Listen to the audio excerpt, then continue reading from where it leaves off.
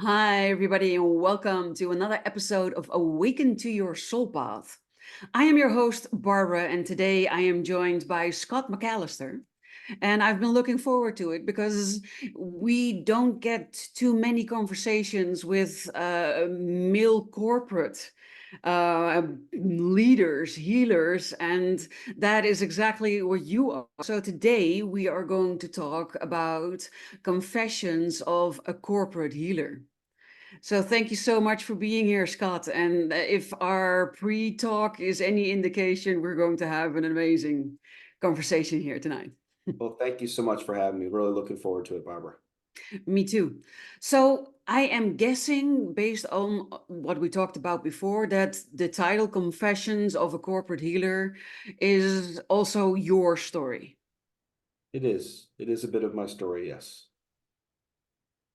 So how did your story start? Yeah.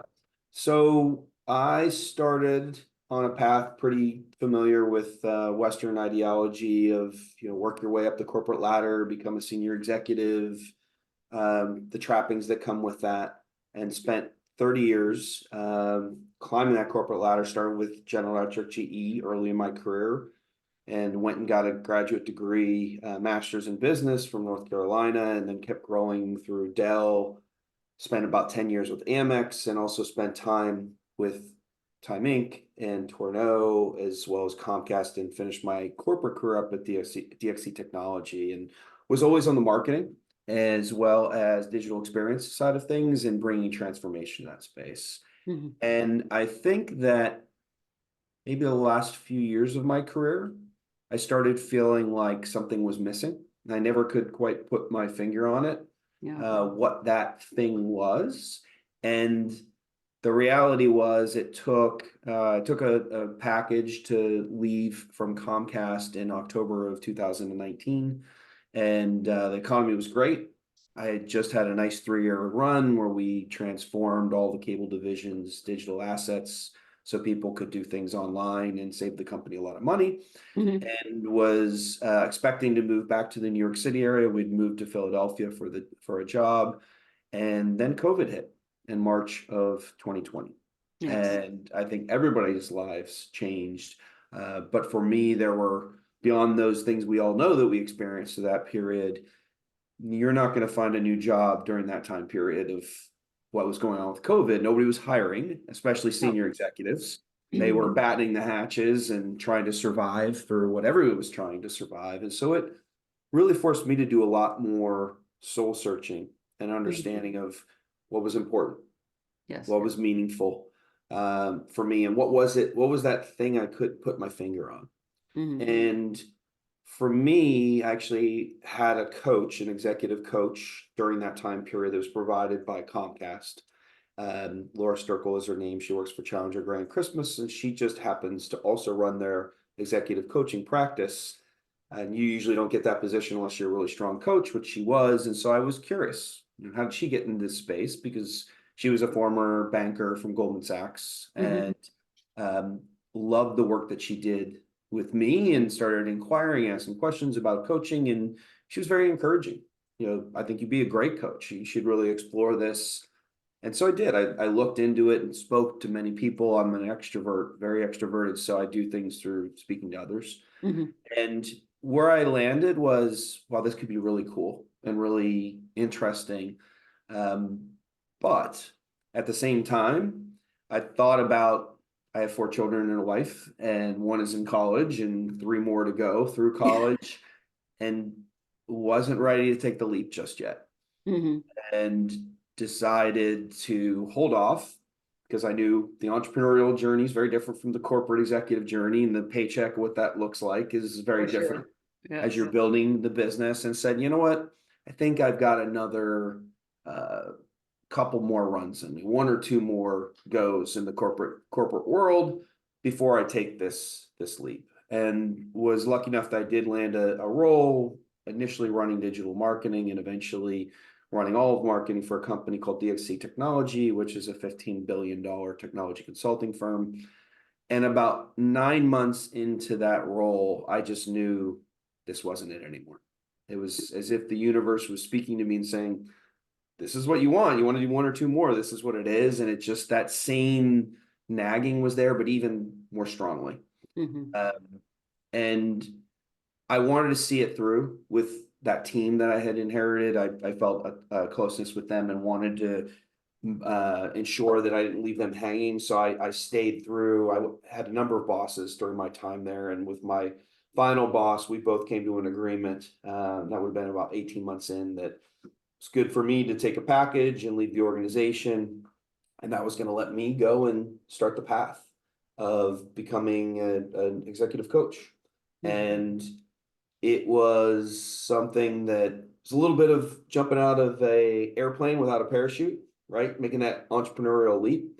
Yes. And that was in September of 23, and I haven't looked back since. And loving every moment of it, loving helping corporate executives define their North Star, as I call it, what's important to them, what's meaningful, so that they can unlock their peak performance and elevate their life fulfillment.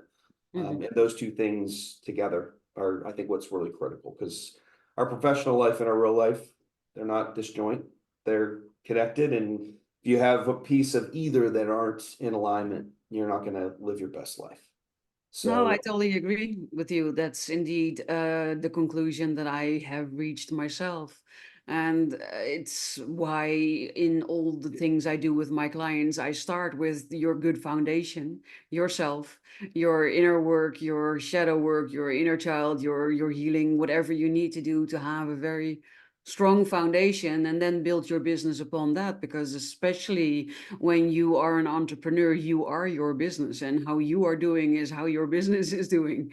So you need to know how you are doing, and you need to know how to steer the boat when necessary, and how to let go when necessary, and how to keep yourself flowing in the direction of where you actually want to go, instead of where you now might be going.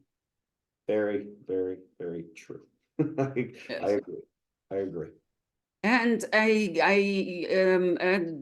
people with your story are exactly the people who come to me.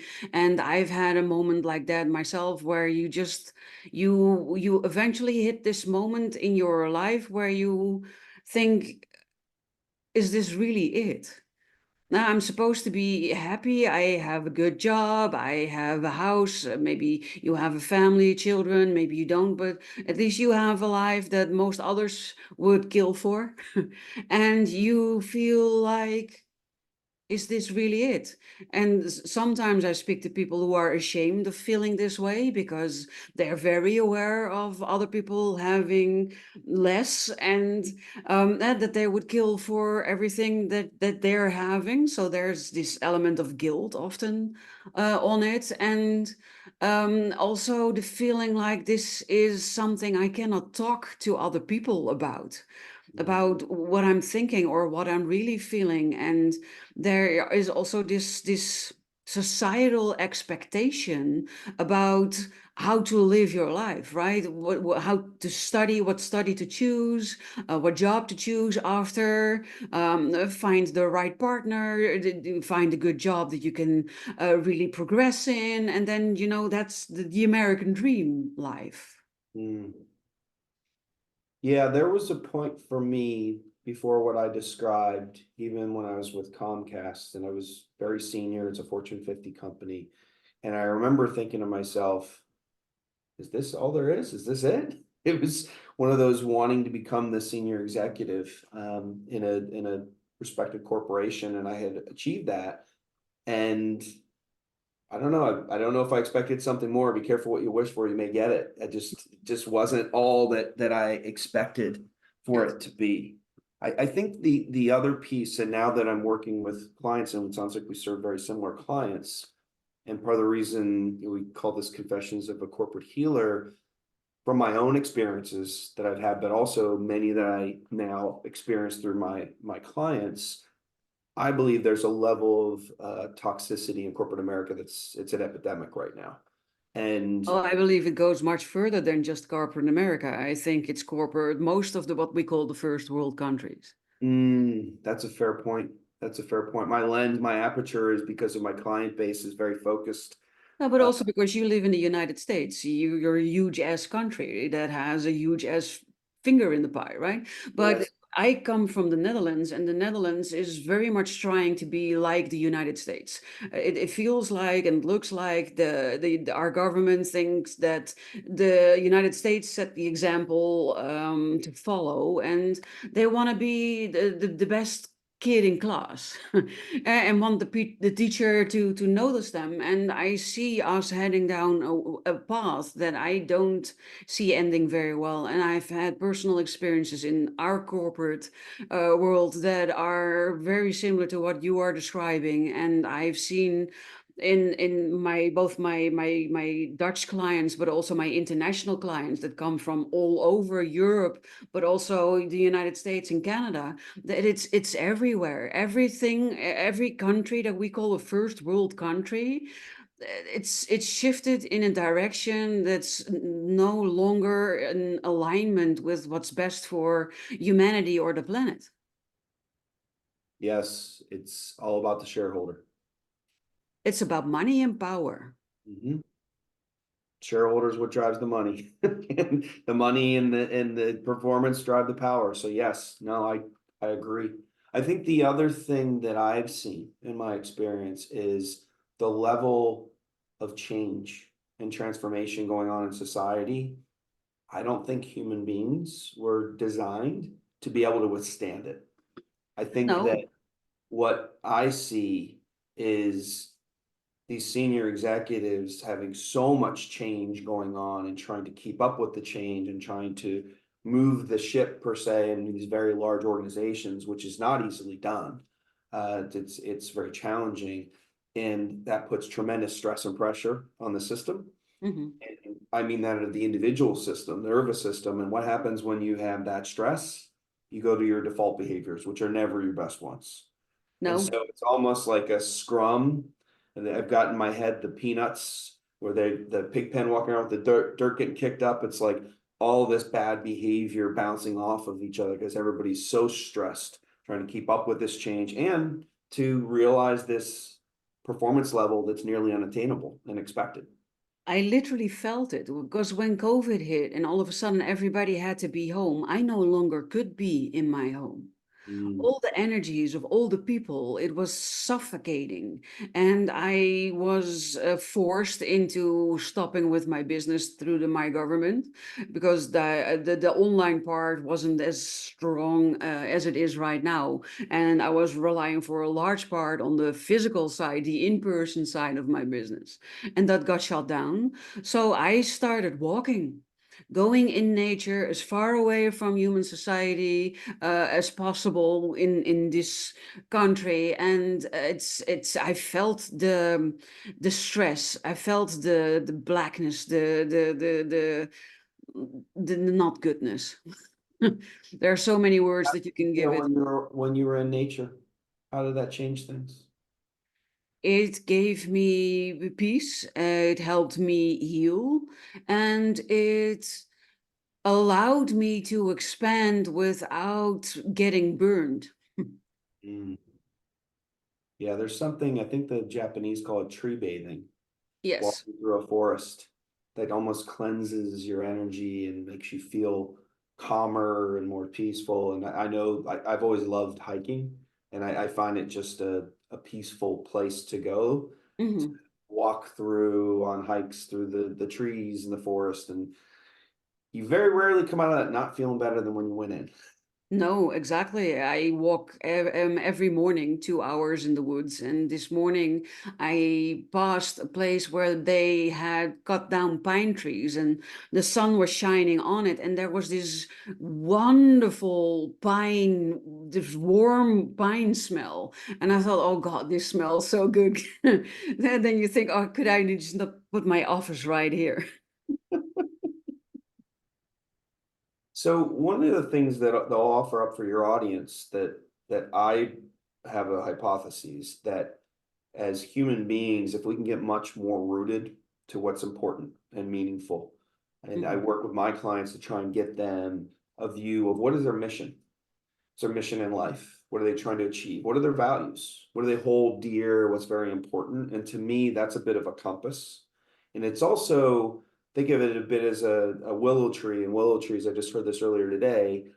Willow trees, when they start, they bend quite a bit. Yes. And they actually have a root structure though, that goes very deep and roots them in, even though they may be right on the riverbed, which could be something that could bring a regular tree down, they put their roots very deep. And my belief is by setting that vision and those values, it roots you in a way that when all of this toxicity and craziness comes, it doesn't push you into your default behavior. You have clarity of what you want to achieve, and it's more meaningful than just making money. What is Yes. it that you really want to bring to the world and give back? And also, am I living by my values? Am I in congruence with them? Or am I falling out? And so that compass I found with my clients helps them to stay rooted, just like that willow tree, and makes I a recognize massive it. difference for them. Yes, I recognize it, and you're absolutely right. This is a phase that I had in my business too, where I did exactly this, and it worked really, really well for the clients I had at that moment. I've now moved into, because it's still very, it's very effective, and it works really well, and it's amazing. So I want to be very clear on that. But it's still very much in the left brain, in the male sphere, in the action taking. So I've now shifted to also incorporate the feminine side in it, where it's no longer about things that you need to discover or that you need to that comes from your head or that you need to think, but that come from deep within, and that just to allow that to emerge out of yourself without conscious thought, without steering, to tap into the deepest part of who you are. And that has also been an amazing shift in a very different direction that for me brought me even closer to who I am, and for the first time really got my purpose clear. Mm, Before, I kept thinking that I knew what it was, but it wasn't that. mm, And I had difficulties with the goal setting and questions like, where do you see yourself in 1 year? Where do you see yourself in 5 years? Where do you see yourself in 10 years? And then if you know 5 year plan, then what do you do then every year mile, and then break the year into 12 months and break the month into 4 weeks, and then know what you need to take for action every single week. And it works for a lot of people, but it doesn't work for everybody. And for me, it never really worked long. It worked for a little while until it felt like it was just another thing I had to do instead of something that just naturally came from me, out of me, through me, that made it effortless.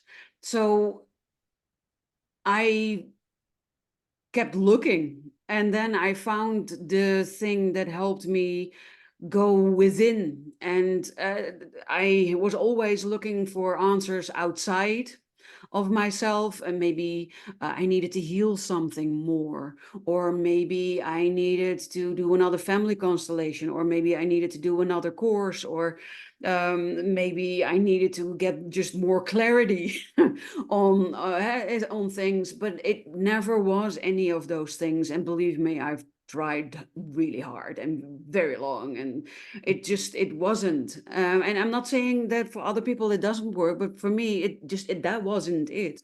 mm, And it wasn't until I really let go of everything, it was very difficult, and really started going within and discovering what comes out when you let go of everything, mm, when you just really get clear on who you are, yes. and then just let go. And some of the benefits that has brought me is that I just don't care anymore what other people think, and not in a mean way, but it's just I feel very strongly what I am here to do, and I am just following the flow of life, trusting, doing, acting. And if people understand and follow with me, awesome, you're my peep. If you do not understand, or if you judge, or if you want to criticize, or want to whatever, also fine. Because in the end, none of that is my responsibility, or something I have to do something with. My thing is following my thing Yeah. and letting it flow. There's a friend of mine, Molly Sider, she has What Age Am I is the name of her podcast. She asks her guests, and I was on her podcast recently, to introduce yourself without any titles or anything you do or have done. And in our Western construct, it's like, I'm this executive for this organization, and I live in this town, and it forces you to discover within what's there. Yes. Who am I really? Like what really makes me me without any of those other trappings? And I would agree with you, the people that are going to be most fulfilled, and I like the word fulfilled instead of happy, because I think Yeah. fulfill is a stronger word than Yes. happy. Most fulfilled are the people that find their true meaning, their zone of genius. Where can I be in the flow in what I'm doing? That just feels so natural. There's no stress to it. Exactly. And you are just being Yeah. versus having to do and act to achieve. It's a Yes. totally different way of being. Yes. Exactly. And I've had people tell me, oh, if I see everything that you're doing, and I know that I'm doing everything by myself, and they look at everything that comes out, and they're like, I cannot do what you do. And I tell them, I know, right? That's what I used to think. I would look at people who did all of these things, or I've wanted to do all of these things, and I felt like that was just not possible. And now I do it without even really thinking about it. It just happens. Well, and I think I had someone earlier throw out an analogy to me of with an onion. This process of self-discovery is not like Hmm. taking an onion and chopping it up. We just end up crying from that, right? That's the nature of what happens to the onion.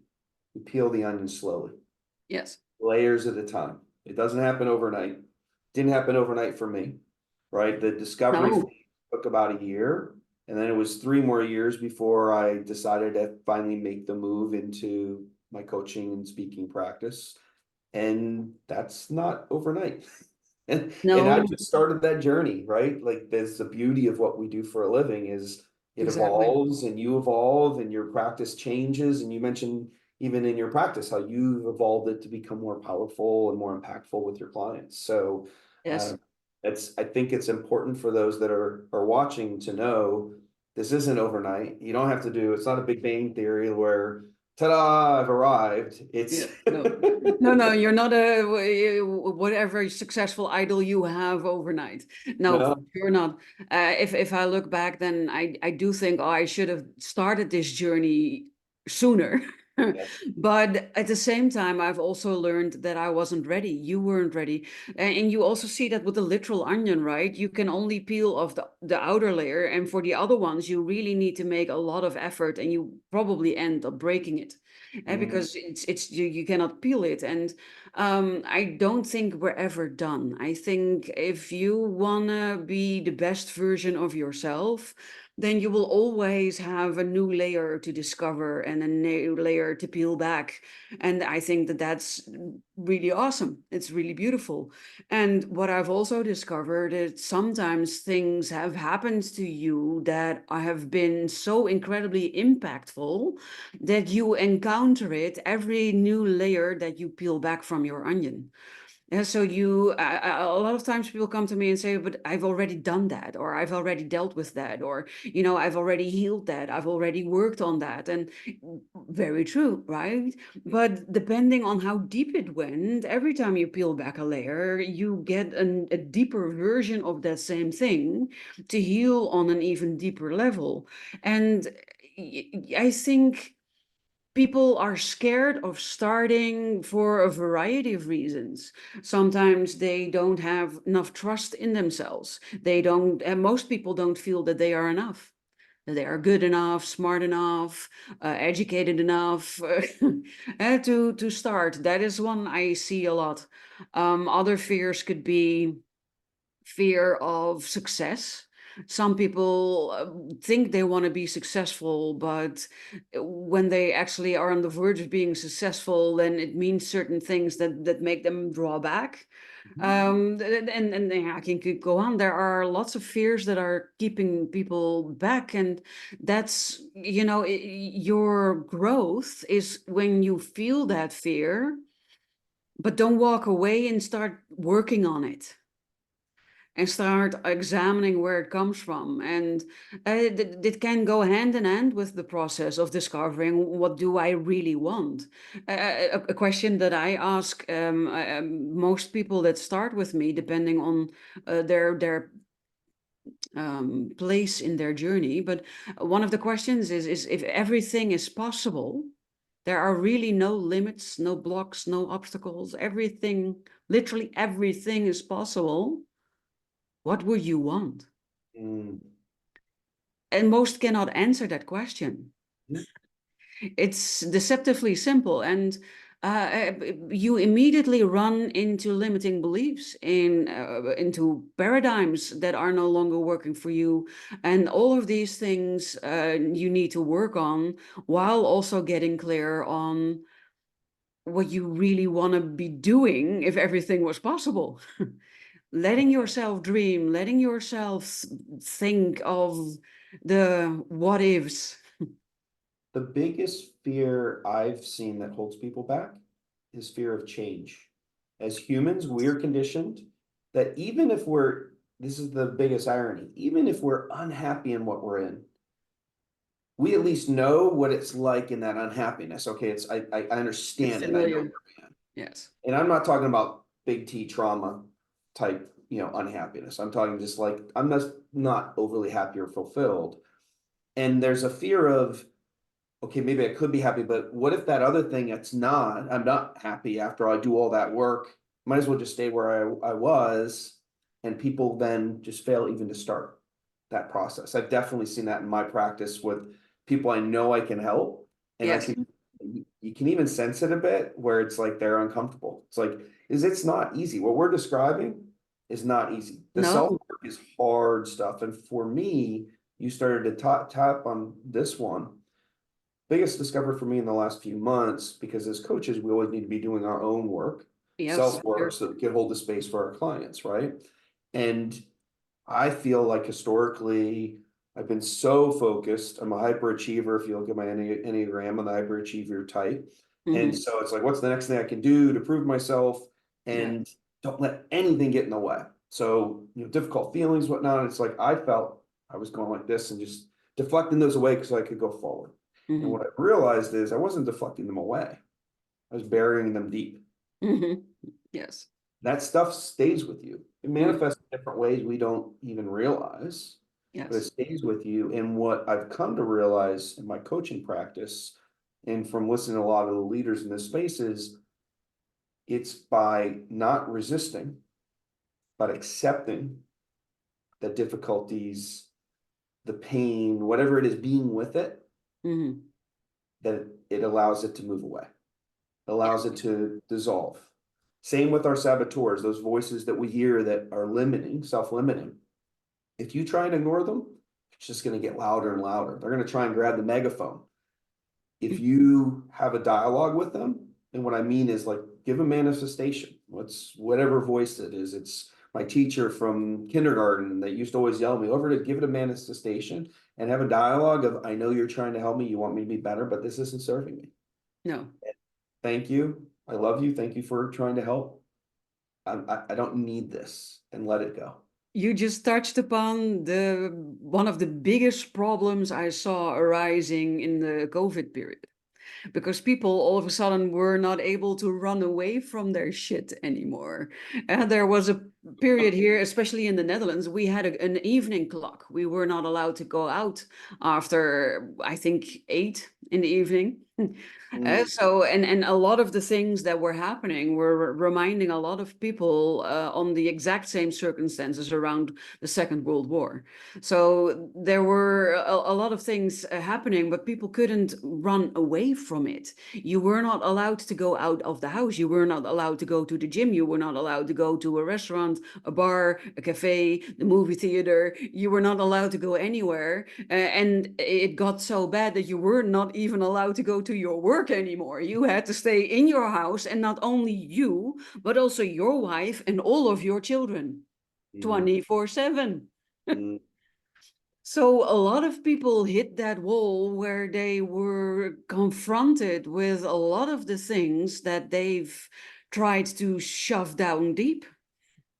Those come to us in our quietest moments, right? So I when you're still, when you're quiet, they present themselves. That you can't hide from them. It's ironic. I hadn't even thought of that. Such a great point. And there also was a well-known epidemic with too much alcohol consumption during that Yes, period, because if you don't want to be with that, that's a way to numb it. exactly. You're just putting it off. It doesn't go away until you're No. able to be with it and release it. It will stay.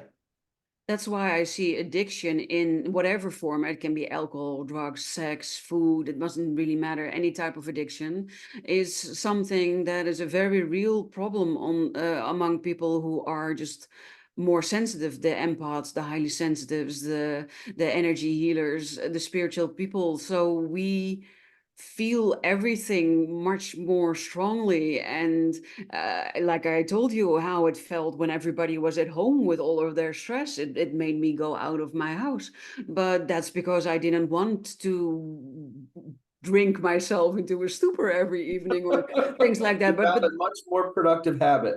yeah, but there were a lot of people who did not do that, and even before COVID, there were. It's one of the main reasons why a lot of sensitive people have an addiction, Mm. to get away from it for a while, to numb the feelings, to not have to feel anything for a while, or maybe to feel something pleasant instead of unpleasant for a while. A variety of reasons. The really interesting thing, and this discovery came from my training and coaching, was for the Coactive Training Institute, and there's a pillar in there called process, which is when your client shows up and they are just so stuck. You have them be with that stuckness, and you somatically have them describe, like, where is that stuckness? What does it feel like?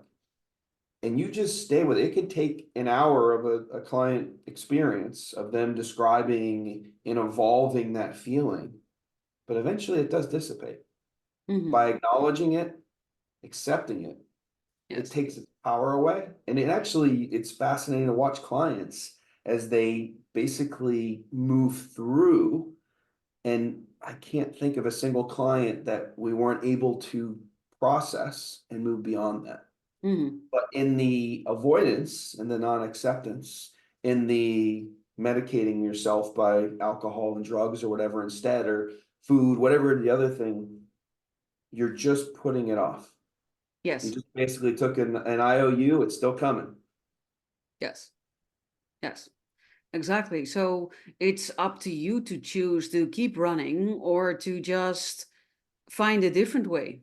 And that's, I think, when we start having that feeling, and to go full circle to where we started, where we start having that feeling like there needs to be something else. There needs to be something more. There just this cannot be it. Yes, no, I agree. And I feel, having found my calling, I feel that I want to try and gift that to as many clients as possible, helping them Exactly.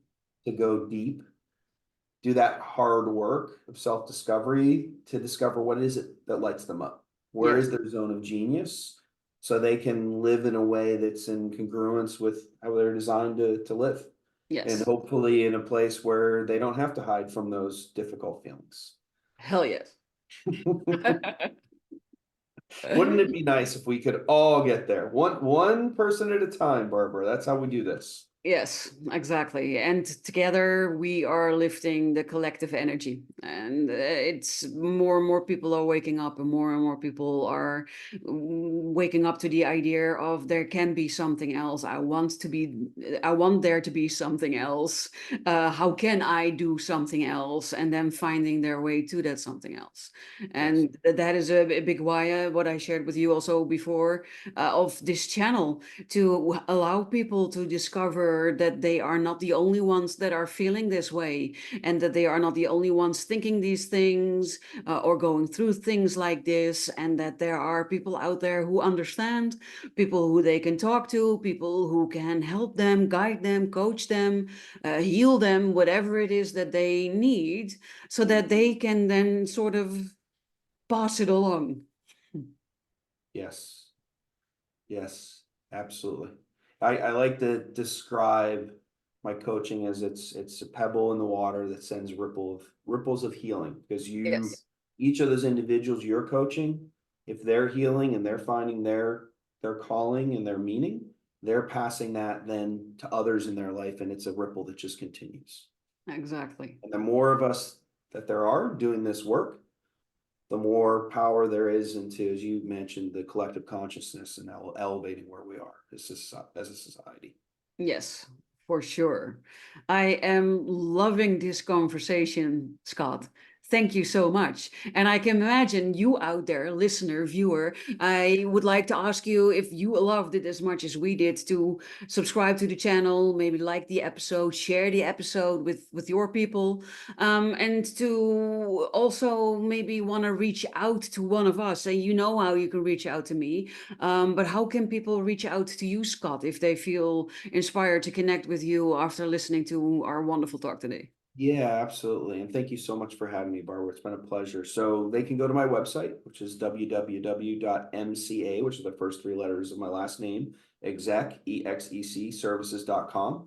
They can also find me on LinkedIn, SC McAllister, and they can DM me via LinkedIn. And on my website, there's ways there that they can connect to me and even get time set up complimentary to talk to me about the work that I do.